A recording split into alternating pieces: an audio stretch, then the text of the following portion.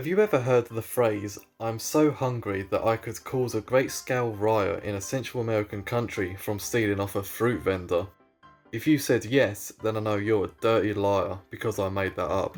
The context of this phrase, however, is not made up. This particular great scale riot in question that happened, known as the Watermelon Riot, was caused over watermelon, if you didn't guess, down in Panama in 1856, thanks to some of those freedom-loving Americans. Why was this instigation of the riot over watermelon, you may wonder? Well, I can't tell you now. You've got to know how we got to this point and find out what happens behind the scenes leading up to this moment. So to begin, it's 1855. The United States has finished construction on that grand and brand new Panama Railroad in the Panama state of New Granada. This railroad was built to serve as a quick route to get from the Atlantic to the Pacific for goods and people. But this time it was mainly used by the US to give its people a second and safer option to go to California from the East Coast, instead of travelling through the death trap that was the American West. And thousands of Americans are still attempting to try out their luck over in California to get some of those shiny yellow rocks, or to start a new life on the West Coast. The railroads got put in place after some agreements and negotiations between the United States and New Granada, where Granada happily agreed to the US building a railroad going all the way through the isthmus, and that the US would protect it, ensuring it would stay neutral and safe from any type of foreign aggression. Thus, the Panama Railroad was born. When it was finally completed, one major upside was that transportation of goods and people were now faster than ever, and a lot safer than travelling trails that were never looked after. But the major downside was that it completely fucked over the locals, where the local economy was pretty much dependent on transportation services. The railroad just killed off a bunch of jobs for the locals, as now anyone can just ride along this steel behemoth instead of paying for joining on riverboats or renting mules. This also tanked the local economy, alongside the reputation amongst the railroad and the Americans. Not to mention that American travellers were now using their region as a hotspot for crossing over to the Pacific.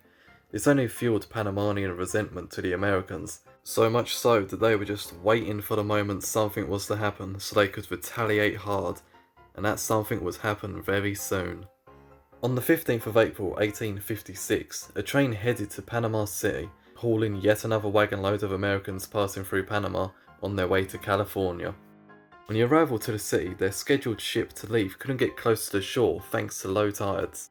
And for the time being, these passengers were stranded in a foreign country with nothing but the luggage they took with them. While most of them chose to just wait it out, others chose to do some exploring and ventured around the city, looking around and seeing the sights while waiting for the tide to rise. "Now's a good time for a drink," said one of the passengers, Jack Oliver, to his friends, who all agreed to the wonderful idea of intoxication in a foreign country. And so they spent the whole afternoon on that day getting completely hammered on Panamanian booze. Now, if there's one thing you should know about drinking, you tend to get the munchies, and after a long day of ruining their livers, they wanted something to eat, and came across a fruit vendor selling watermelon at 5 cents per slice. With the high intoxication, Jack had this sense of self-entitlement coming on, and helped himself to the watermelon and walked off without paying, even throwing it on the ground in disgust. The vendor chased after him and demanded he pay for the fruit, which Jack refused to, getting into a drunken rage.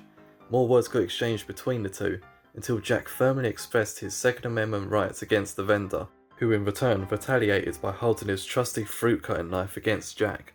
In a brief moment of a potential showdown with a crowd starting to form, one of Jack's less arseholey drunk friends paid for the fruit, hoping to just defuse the situation he caused.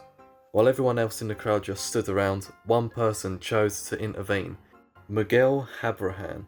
He charged right up to Jack and tackled him onto the floor, wrestling for his gun, which got shot during the struggle and injured a local in the crowd. Miguel won the gun and ran off with it, heading into the nearby neighbourhoods. After this small ordeal, you'd think it'd be over by now that the aggressor's lost his gun. Oh no, we're just getting started. A stampede of men came running out for American blood, with them trying to defend themselves with their trusty guns from the rioters.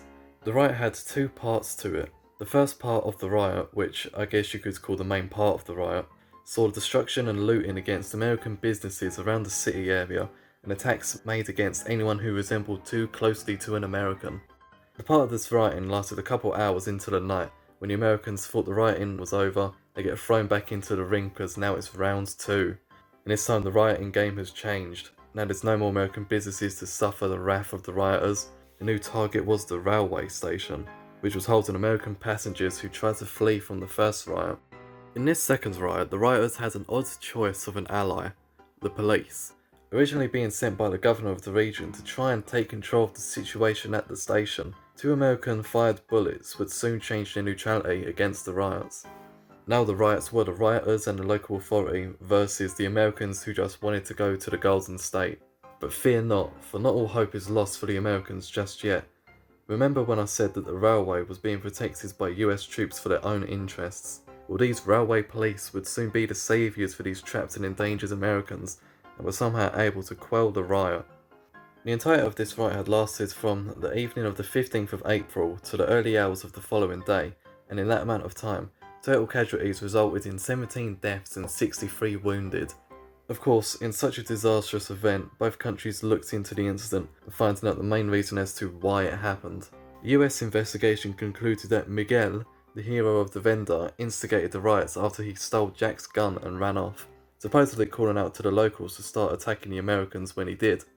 The Grenadian investigation concluded that Jack was the cause for the riot, being the tipping point after countless acts of abuse from Americans in general, plus the whole job loss thing with the railway being constructed. After the riots, the US had full rights to occupy the railway station from those negotiations they made with New Granada, and occupied it for 3 days without any problems, so that was good for them.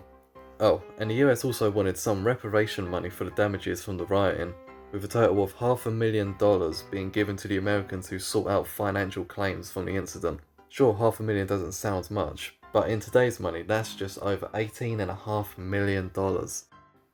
So that was the Watermelon Riot.